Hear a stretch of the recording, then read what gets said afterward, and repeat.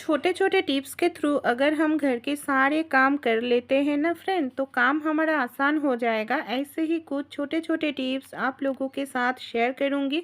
उम्मीद करती हूँ टिप्स अप्लाई करने से आपका डेली का काम बहुत ही आसान इजी हो जाएगा। तो चलिए आज का जो टिप्स है हम देख लेते हैं। हमारे घर में इस तरीके का जो पैकेट आते हैं ना, कई बार दवाई का हो या कोई भी चीज़ का पैकेट हम फेंक देते हैं, यूज़ नहीं करते हैं। ऐसे ही एक पुराना पैकेट हमने ले लिया है। क्या करेंगे, इस तरीके से कैंची की मदद से ऊपर वाला साइड हमें इस तरीके से काटिंग करके लेना पड़ेगा। ये देखिए मैंने काटिंग करके ले रही हूँ पैकेट को। फिर क्या करेंगे, सेलो टेप जो होते हैं ना हमारे घर में, मैं सेलो टेप लगा रही हूँ। आप चाहे तो डबल टेप का जो टेप है उसको भी आप इस तरीके से पैकेट के कोई भी साइड में लगा लीजिएगा। मैं दोनों साइड लगा रही हूँ, ऊपर या नीचे वाला साइड। फिर हम क्या करेंगे, हमारे किचन में जहाँ पर स्विच बोर्ड है उसके पास इस तरीके से लगा कर रखेंगे। कई बार होता है क्या, जो लाइटर होते हैं हम इधर उधर रखते हैं, किचन स्लैब में पानी गिरा हुआ रहते हैं वहाँ पर भी रखते हैं, और लाइटर जो है बहुत ही कम दिनों में ख़राब हो जाते हैं और हमें नए लाइटर ख़रीदना पड़ते हैं। कई बार तो कौन सी जगह पर रख देते हैं हम भूल जाते हैं और हमें ढूंढना पड़ते हैं। तो इसके लिए ना आप इस तरीके से स्विच बोर्ड में जो हमने पास ये जो बॉक्स लगाया है यहाँ पर रखेंगे, तो लाइटर में पानी भी नहीं लगेगा, बहुत दिन तक फ्रेश रहेगा और हमें आराम से मिल जाएगा।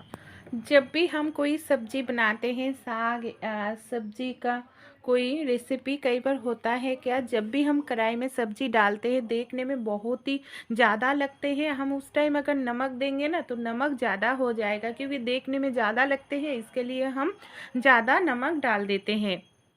कुछ टाइम बाद 1-2 मिनट बाद देखिएगा आपका जो साग है ना, थोड़ा सा बॉयल होने के बाद कम लग हो जाएगा। तब उस टाइम अगर नमक देंगे ना तो नमक का अंदाज़ा आप आसानी से लगा सकते हैं। इससे सब्जी या साग में ज़्यादा नमक होने का खतरा नहीं रहेगा।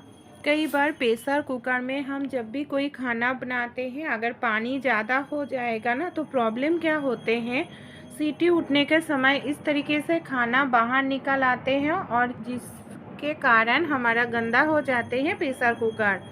तो जब भी आप प्रेशर कुकर में कोई खाना बनाए या दाल सब्जी बनाए, अगर पानी का अंदाज़ा आपको ना हो तो ये टिप्स ज़रूर फॉलो कीजिएगा। मैं यहाँ पर क्या कर रही हूँ, ढक्कन बंद करके ले रही हूँ और सीटी जो होते हैं इसको हम खोल लेंगे। मैंने यहाँ पर ले लिया है जो टिश्यू होते हैं ना, वो टिश्यू मैंने ले लिया है। अब हम क्या करेंगे, इसको फोल्ड करके थोड़ा सा काटिंग करके हमें लेना होगा। फिर सीटी के अंदर हम इस तरीके से लगा देंगे। फिर देखिए, जब भी हम प्रेशर कुकर में खाना बनाएंगे, अगर सीटी निकलेगा तो हमारा जो टिश्यू है वहाँ पे ऊपर ही खाना की चीज़ माने खाने का चीज़ रहेगा, जिसके कारण प्रेशर कुकर के जो ढक्कन है वो ज़्यादा गंदा नहीं होगा और हमें घिस घिस कर साफ़ करने की ज़रूरत नहीं पड़ेगा। मैं सीटी खोल कर भी ये देखिए टिश्यू निकल रही हूँ। प्रेशर कुकर के ढक्कन एकदम से साफ़ सुथरा है और टिश्यू कितना ज़्यादा गंदा हो गया है। हमारे घर में इस तरीके का जो पुराना सॉक्स होते हैं ना, पुराना मोजा हो गया है, यूज़ नहीं करते हैं, ऐसे ही एक साफ़ सुथरा पुराना सॉक्स मैंने ले लिया है। अब हम क्या करेंगे, सॉक्स के अंदर डाल दिया है नमक। जो नमक हम खाने में यूज़ करते हैं वही वाला नमक हम इसके अंदर डाल देंगे। फिर हम क्या करेंगे, सॉक्स को अच्छे से हमें गांठ बांधना पड़ेगा। मैं और 1 चम्मच नमक इसमें डाल रही हूँ, मुझे कम लग रहा था। फिर अच्छे से गांठ बांध देंगे। फिर इसको हम कहाँ पर और कैसे यूज़ करेंगे जिससे हमारा बहुत ही बड़े परेशानी वाली काम ख़त्म हो जाएगा और हमें आराम मिलेगा। ये जो नमक वाला मोजे है, जब भी हम प्रेशर कुकर में खाना बनाते हैं सीटी उठने के बाद तो हम ऐसे ही रख देते हैं, क्योंकि ढक्कन खोलने में समय लग जाते हैं और प्रेशर कुकर भी गर्म रहते हैं। उस टाइम आप इस पूरा मोजे वाला जो नमक वाला मोजे है उसको प्रेशर कुकर के ऊपर रख दीजिएगा। इससे क्या होगा, मोजा गर्म हो जाएगा और इसके अंदर जो नमक है ना वो भी गर्म हो जाएगा। फिर हम इसको कहाँ पर यूज़ करेंगे, कई बार हमारे घर में जो बुज़ुर्ग माँ होते हैं या हमें किसी को घुटने कमर में दर्द करते हैं तो ये नमक गरम करके सिकाई करने से ना घुटने कमर दर्द से आराम मिलते हैं और हमें दवाई खाने की भी ज़रूरत नहीं पड़ेगा। तो ये छोटा सा रेमेडी आप ट्राई करके देखिएगा, इससे ना आपका दर्द भी कम होगा, आराम भी मिलेगा, प्रॉब्लम ख़त्म हो जाएगा। छोटे मछली कई बार काटने जाए तो बहुत समय लग जाते हैं छुरी या कटारी की मदद से, चाकू या कटारी की मदद से।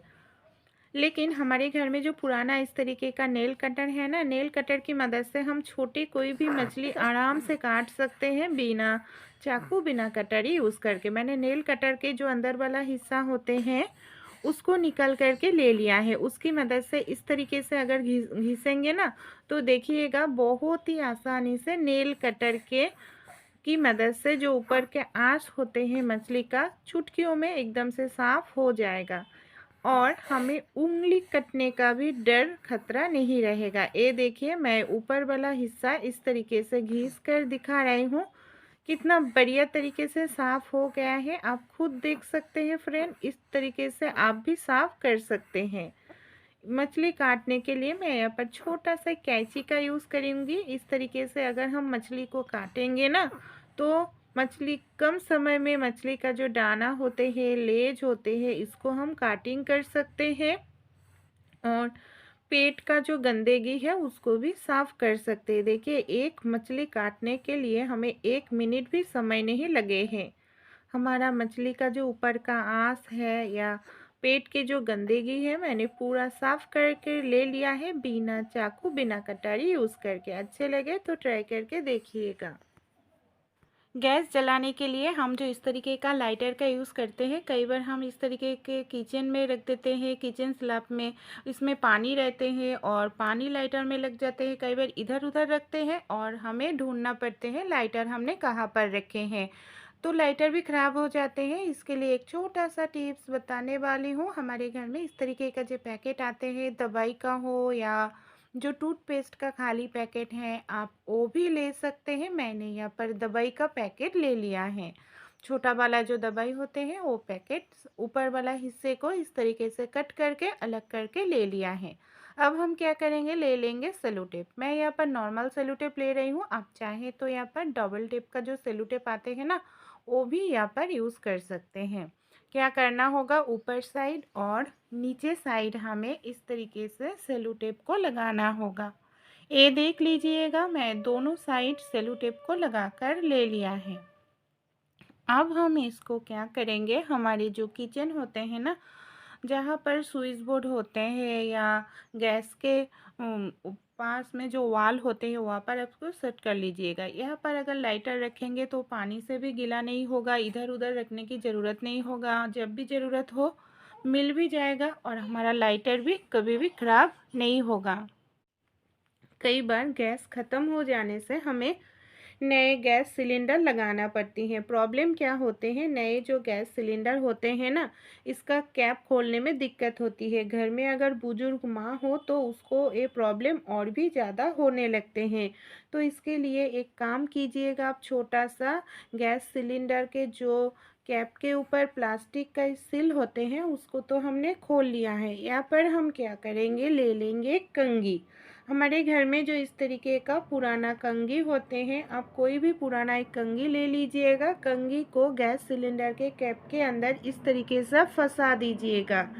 इस तरीके से फंसाने के बाद अगर आप ऊपर से इस तरीके से खींचेंगे ना तो देखिएगा आराम से आप इस तरीके से बिना प्रेशर क्रिएट किए हुए गैस सिलेंडर के कैप को खोल पाएंगे।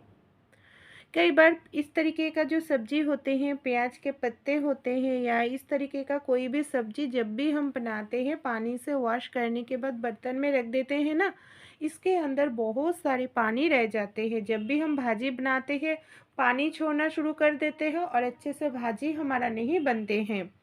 तो जब भी आप इस तरीके से सब्जी को धोए ना बर्तन में ना रखकर इस तरीके का जो झूरे होते हैं इस तरीके के झूरी के अंदर डाल दीजिएगा।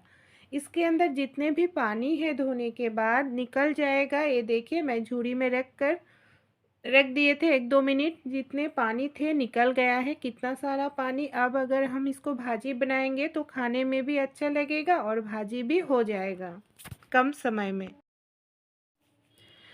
हम सभी लोग मिक्सर जार यूज़ करते हैं कुछ मसाला वगैरह पेस्ट करने के लिए, लेकिन प्रॉब्लम क्या होते हैं, ये जो मिक्सर जार होते हैं ना, कुछ धोने के बाद हम इसको उल्टा करके रखते हैं, इसमें पानी बहुत समय तक रखने के लिए इसमें जंग लग जाते हैं, ब्लेड का धार ख़त्म हो जाते हैं। तो जब भी आप मिक्सर जार में कोई काम करें धोने के बाद थोड़ा सा ले लीजिएगा ऑयल।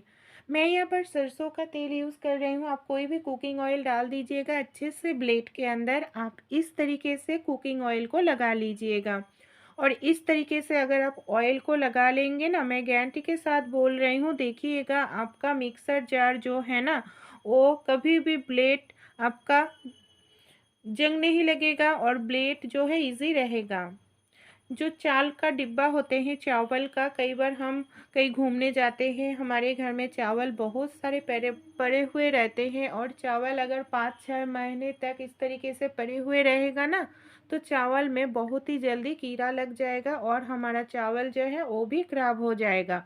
तो हमारे घर में जो सूखा हुआ मिर्च होते हैं ना, आप इस तरीके से चावल के अंदर सूखा हुआ मिर्च को रख दीजिएगा। चावल कितना है उस हिसाब से आप रखिएगा, 1-2 महीने नहीं फ्रेंड, 6-7 महीने तक आप चावल को इस तरीके से आराम से रख सकते हैं। चावल में आपका एक भी कीड़ा नहीं लगेगा और आपका जो चावल है एकदम से फ्रेश रहेगा। ज़रूर ये टिप्स आप फॉलो कर सकते हैं।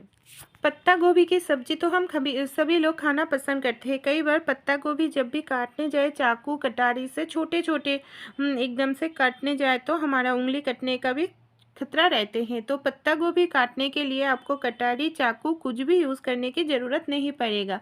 सिर्फ एक ले लीजिएगा इस तरीके का जो चम्मच होते हैं ना, चम्मच, और चम्मच की मदद से आप आराम से पत्ता गोभी को काट पाएंगे।